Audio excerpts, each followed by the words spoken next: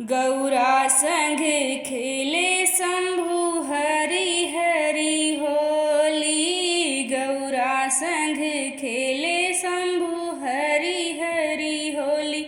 कैलाश नगरी में हरि हरि होली। डमरू बजे बम बम बोली। गौरा संग खेले शंभु हरि हरि होली। गौरा संग खेले शंभु हरि हरि होली। नंदी उड़ावे गुलाल भरी झोली। भस्म रमाए भोला छवि अति भोली। भस्म रमाए भोला छवि अति भोली।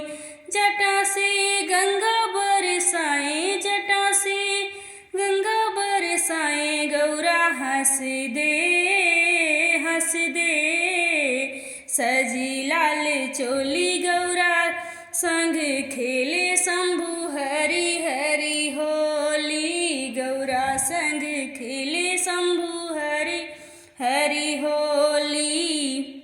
गौरा संग खेले भोला हरि हरि होली। गौरा संग खेले शंभु हरि हरि होली।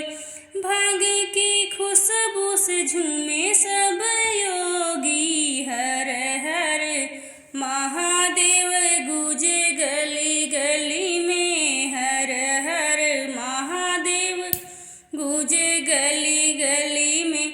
प्रेम के रंग में डूबी ये दुनिया सारी। गौरा संग खेले शंभु हरि हरि होली। गौरा संग खेले शंभु हरि हरि होली। गौरा संग खेले शंभु हरि हरि होली। देव सब आए रंगों के टोली लाए।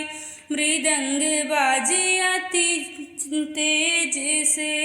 शिव संग रचाई गई प्रेम की होली। शिव संग रचाई गई प्रेम की होली।